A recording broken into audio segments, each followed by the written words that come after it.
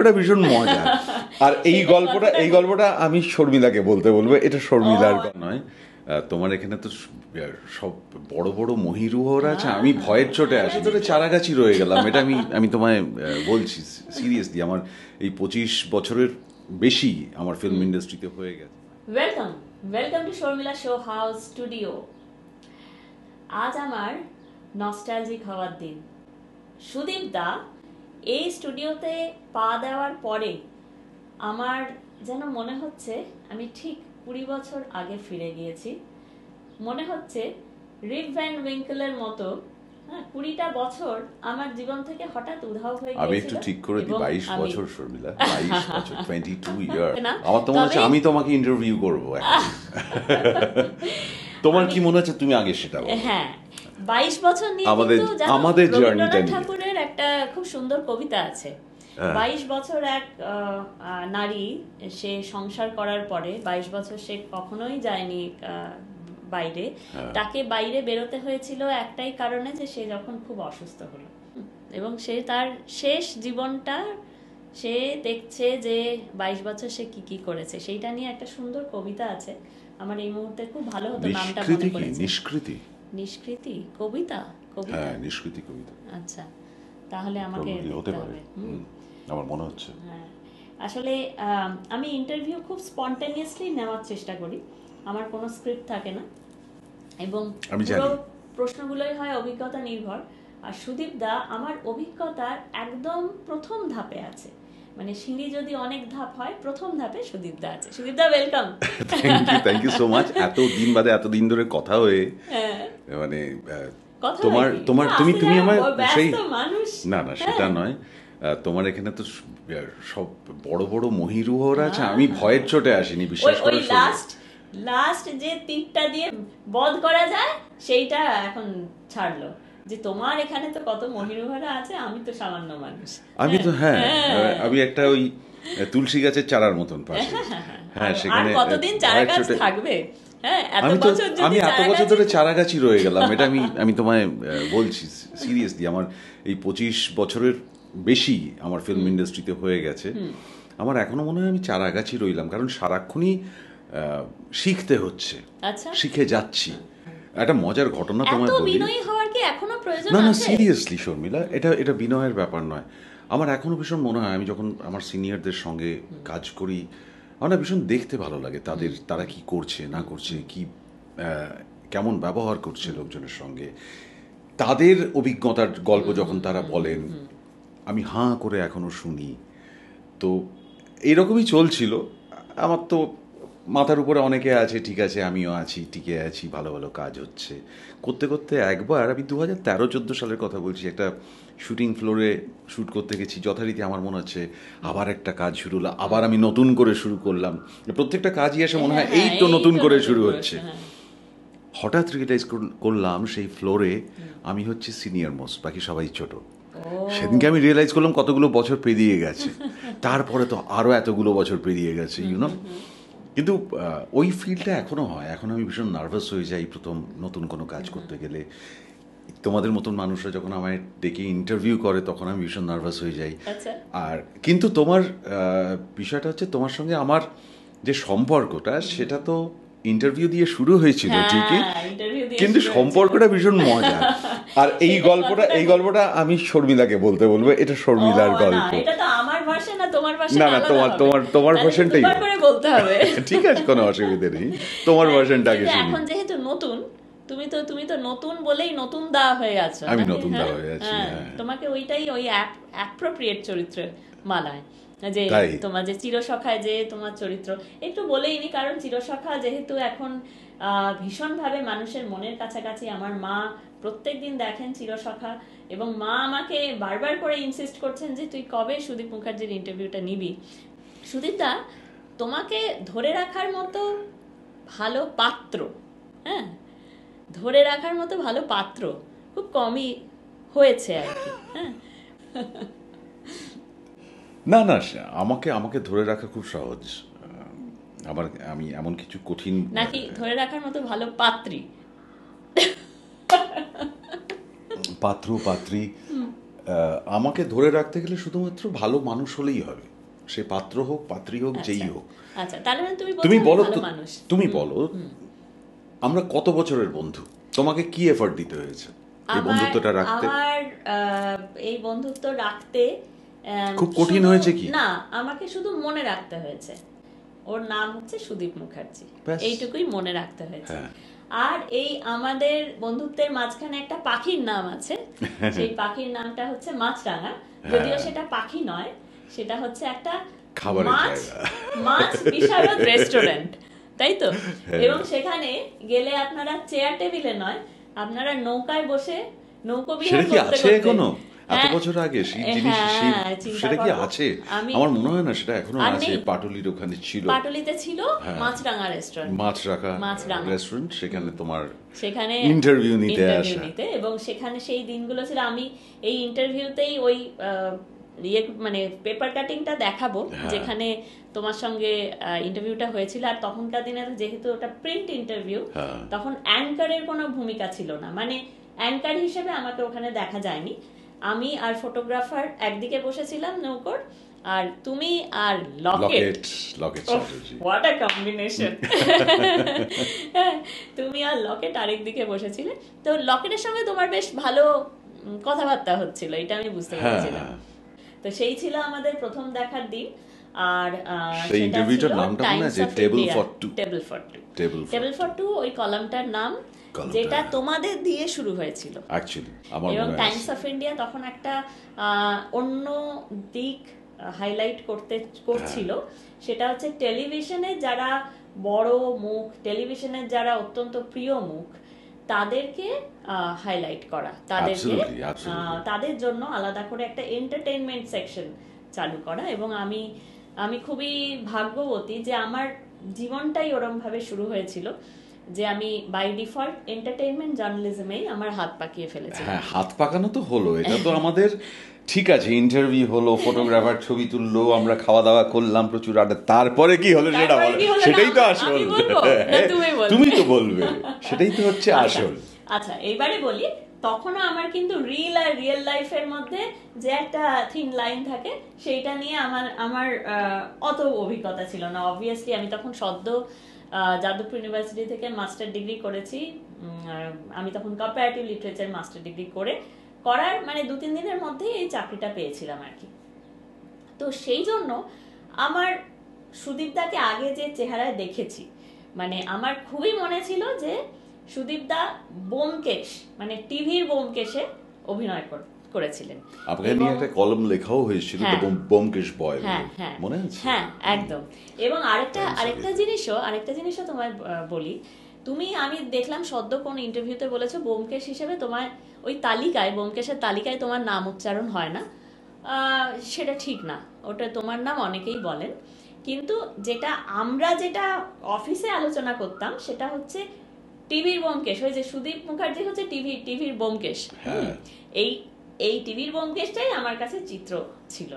এইবারে সুদীপদা যখন আমার সঙ্গে কথা বলছে, সুদীপদা খুবই সুন্দরভাবে কথা বলছেন, কিন্তু আমার কেমন একটা অস্বস্তি হচ্ছে কথা বলতে। আমার গাড়ি ছিল আর তুমি তখন ট্যাক্সি করে ফিরবে বলছিলে। ইন্টারভিউ হয়ে গেছে, লকেটের মতন চলে গেছে, আমি আর শর্মিলা সেখানে উপস্থিত, আর ওনার ক্যামেরা ফটোগ্রাফার। তো আমার গাড়ি ছিল, শর্মিলা, আমি বললাম শর্মিলা চলে গেছে। আমি শর্মিলাকে বলছি মাছরাঙার সামনে বসে যে আমি তোমাকে ড্রপ করে দেবো গাড়িতে, তারপরে তোমার রিয়াকশন বলো। ড্রপ করতে বলছে মানে তো ফিল্ম ইন্ডাস্ট্রির লোক আবার বলছে গাড়িতে উঠতে। আমি কি অফিসে ফোন করে জিজ্ঞাসা করে নেবো আমার উচিত কিনা, নাকি আমি বাড়িতে জিজ্ঞাসা করবো আমার এরকম গাড়িতে, মানে গাড়িতে একসঙ্গে যাব, সেটাই আমার কাছে কিরকম একটা। গাড়িটা ছিল। তো তারপরে আমি যখন উঠলামও ঠিক এরকম করে বসেছি, আমার বসার ধরন দেখে সুদীপ দা পুরো হেসে ফেলেছে। একটা কোণে এরকম করে বসে আছি, আর যা কথা বলছে হা করে উত্তর দিয়ে যাচ্ছি। তারপরে সুদীপ দা জিজ্ঞেস, শর্মিলা তোমার কি ভয় লাগছে? তোমার কি ভয়? তুমি কি ঠিক আছো তো? আর ইচ্ছে করে করে বলছিলে তখন, মানে টিজ করা যাকে বলে। আমি ভাবছি কখন গাড়ি থেকে নামবো। তারপরে গাড়ি থেকে নামা হলো, এবং তারপরে শর্মিলা তুমি বোধহয় রাত্রে আমায় ফোন করেছিলে, তারপরে করে প্রচুর অ্যাপোলজি ইত্যাদি নানান রকম তোমাকে অন্যরকম, মানে একটা মানুষ কতটা সরল হতে পারে সে যে ভয় পেয়েছিল, এবং আমাকে নিয়ে একটা অন্যরকম ধারণা তৈরি হয়েছিল। আমি বোধহয় সেই সময় অনেকগুলো সিরিয়ালের নেগেটিভ চরিত্রও করেছি, সেই কারণে আমার ইমেজটা এমনিতেও আমার এরকম দেখতে, তো একটা ভয় মানুষের বোধহয় ন্যাচারালি আসে আমাকে দেখে। হ্যাঁ, তুমি নিজে ভুক্ত, এখন তুমি বড় বড় কথা বলছো, তখন আমি তো জানি সেই মুখটা আমি আমার দেখা, হাত পা ঠান্ডা হয়ে গেছিল একটা মানুষের। হ্যাঁ, তো সেইখান থেকে শর্মিলার নতুন প্রথম ইন্টারভিউ ছিল, ওর প্রথম ইন্টারভিউ নিতে এসেছিল, প্রথমবার আমাকে মিট করেছে। আমাকে দেখলে এমনিতেই লোকেরা প্রথম অ্যাপ্রোচে ভীষণ ভয় পেয়ে থাকে, যেটা আমি শুনেছি যে লোকের মনে হয় আমি ভীষণ রাগী, এবং অফকোর্স হয়তো আমার চরিত্রটাও খুব একটা সুবিধের নয় এরকম একটা মনে হয়, এবং সেটাই শর্মিলার বোধহয় মাথায় কাজ করেছিল, এবং সেই ধারণাটা নিয়ে সে আমার গাড়িতে উঠেছিল। এবং তারপরে যখন আমরা কথা বলতে বলতে যাই, ওর যেখানে নেমে যায়, তারপরে বোধহয় ওর মনে হয়েছিল যে যতটা আমি খারাপ ভেবেছিলাম মানুষটা ততটা খারাপ নয়, এবং তারপরে আমরা অ্যাকচুয়ালি বন্ধু হয়ে যাই। ইনফ্যাক্ট অনেক সুখ দুঃখর আমাদের এই এত বছরের জার্নিতে আমরা কিন্তু শেয়ার করেছি, সুবিধে অসুবিধে। যখন মনে হয়েছে একটা ফোন কল হবে, either Sharmila is there or I am there for her, একদম।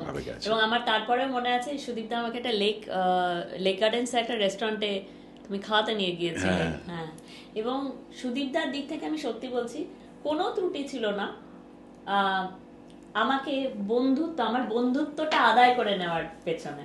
হ্যাঁ, এবং সুদীপদা তখন নিজের জীবনের অনেক গল্প বলেছিল, এবং হয়তো অনেক কাহিনী তুমি এখন আর বলো না। তুমি আগে টি এস্টেটের কোনো শিলংয়ে কোনো জব করতে? না, শিলংয়ে নয়, টি এস্টেটও নয়, আমি একটা চাকরি করতাম, সেই কোম্পানিটার নাম হচ্ছে আসাম অ্যাসবেস্টস লিমিটেড। আচ্ছা। মানে কিন্তু আমাকে নর্থ ইস্টে প্রচুর ঘুরতে হয়েছে, মানে আমি প্রথমে নর্থ ইস্টে বেসড ছিলাম, তারপরে ওখান থেকে আমি বিহারে চলে যাই, রাঁচিতে পোস্টেড হই আর কি।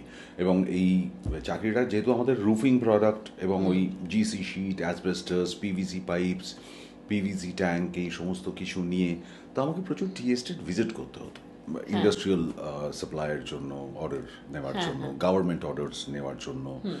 হ্যাঁ, আদার দ্যান ডিলার নেটওয়ার্ক ছাড়াও এই জায়গাগুলো আমাকে প্রচুর ভিজিট করতে হতো। আচ্ছা, এবং সেই জীবনটা তোমার একদম প্রাথমিক জীবন ছিল, এবং আমার মনে আছে ওই যে ইনফর্মাল যে কথাবার্তা, তার মধ্যে কয়েকটা খুব দামি কথা সুদীপদা আমাকে বলেছিল। সেটা আমি কোনো ব্যাকআপ রেখে আসিনি, আমি যাতে ফুললি ফোকাসড হয়ে প্রফেশনালি অভিনয়টা করতে পারি, তা যেভাবেই হোক না, যে কোনো ক্যাপাসিটিতেই হোক না কেন। আমি এক জুনিয়র আর্টিস্টেরও রোল করতে রাজি আছি, পুলিশ, গুন্ডা, হোয়াট এভার। আমার চেহারা দেখে সেরকমই এক্সপেক্টেড ছিল, কিন্তু আমি কোনো ব্যাকআপ রাখিনি। আমি জানি আমি যেটা করব খুব অনেস্টলি করব। নায়ক আমাকে হতেই হবে, আমাকে না, এরকম কোনো প্যাশন ছিল না, যার জন্য তোমার অভিনয়টাই প্যাশন ছিল। তোমার যে ফ্রেন্ড সার্কেল যারা হয়তো সিমিলার ইনস্টিংক্টে ছিল যে আমরা অভিনয় জগতে আসবো, তাই আসবো, তুমি যেটা বলছো তাদের মধ্যে দেখেছো যে ওই প্যাশনটাকে তারা যখন রিচ করতে পারছে না, তখন তাদের মধ্যে কিরকম ইনসিকিউরিটি তৈরি হচ্ছে। যেটা হয়েছিল শর্মিলা, তুমি সেই সময় জানো, অনেক বছরের জার্নি, যে আমি না মানে নায়কই হব এমন, আমি যে কোনো ক্যারেক্টার রোল প্লে করতে রাজি ছিলাম, as long as it is interesting, or I will make it interesting. ঠিক।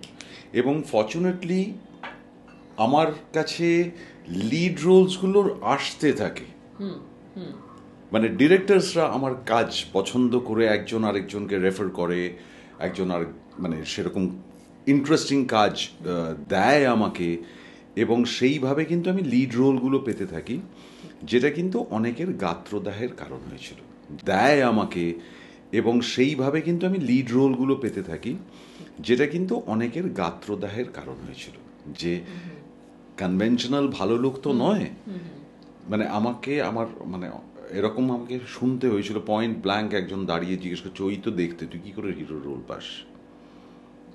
আমার হিরো রোল তো আমার পাওয়ার কথা, তুই নিশ্চয়ই অন্যরকম কিছু করেছিস। আচ্ছা, এইভাবে তার জবাব কে দিয়েছিলে?